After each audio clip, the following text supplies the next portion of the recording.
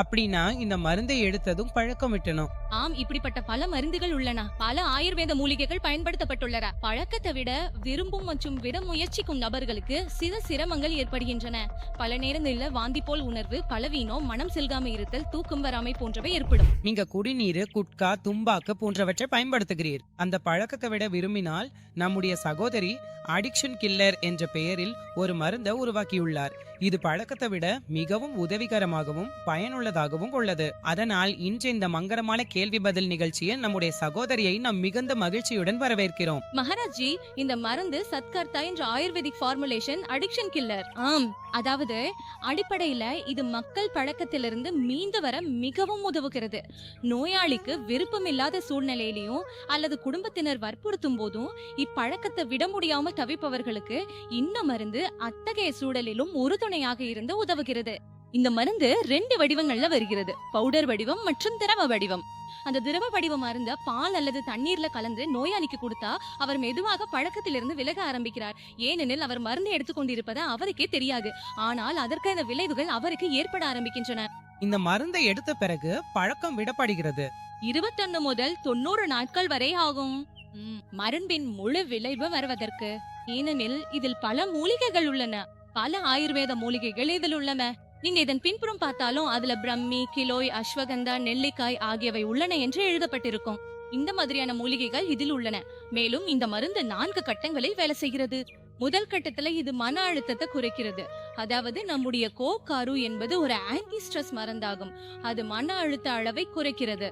இப்பதெல்லாம் மக்கள் போதைப் பொருள் பயன்படுத்துவது கவலையாலதான். ஏதோ ஒரு விஷயத்தை பற்றி அவர்கள் கவலைப்படுகிறார்கள். அதுதான் அவர்களை போதைக்கு இழுத்துச் செல்கிறது. அந்த மூலிகை அந்த கவலையை குறைக்கிறது. 2வது கட்டத்துல இது உங்கள் உடலை சுத்தம் செய்கிறது, டீடாக்சிபிகேஷன் செய்கிறது.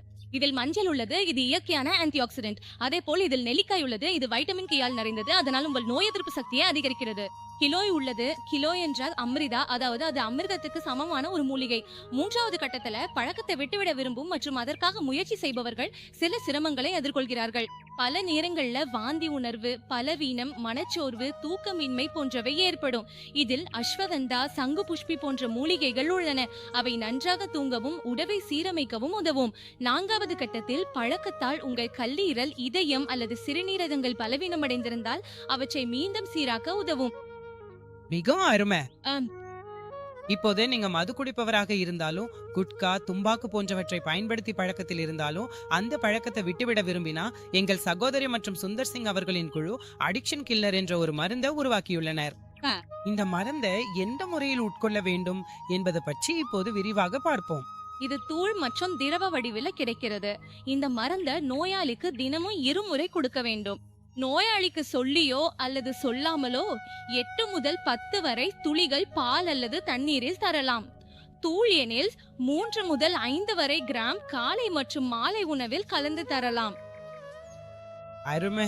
அப்படி என்றால் உங்களின் யாராவது மது அல்லது போதை பழக்கத்தை விட்டுவிட விரும்பினால் அல்லது உங்கள் நெருங்கியவர்களை விட செய்ய விரும்பினால் இந்த மருந்து உங்களுக்கு உதவியாகவும் பயனுள்ளதாகவும் இருக்கலாம். இந்த மருந்துக்கு பிறகு உங்க வாழ்க்கையில மகிழ்ச்சி வரட்டும். சில வேலைகளை மருந்து செய்கிறது, ஆனால் சில உங்கள் சொந்த மனவலிமையிலும் இருக்குது. ஆனா உங்கள் மனவலிமை, நீங்கள் சொல்கிறீர்கள் நான் விட விரும்புகிறேன், ஆனா என்ன செய்வது, இது பழக்கமாகிவிட்டது. அந்த பழக்கம், அந்த அடிமை, அதை விட செய்வதற்காகத்தான் அக்கா இந்த மருந்து உருவாக்கி உள்ளார். உங்க ஆராய்ச்சிக்காக கைத்தட்டுங்க. சமுதாயம் போதை முக்தி இந்தியாவாக வேண்டும் என்பதற்காக இவர் மிக சிறந்த முயற்சி எடுத்துள்ளார். இதற்காக இவருக்கு வரவேற்பும் பாராட்டும் வாழ்த்தும் கிடைக்க வேண்டும். நன்றி. மகிழ்ந்த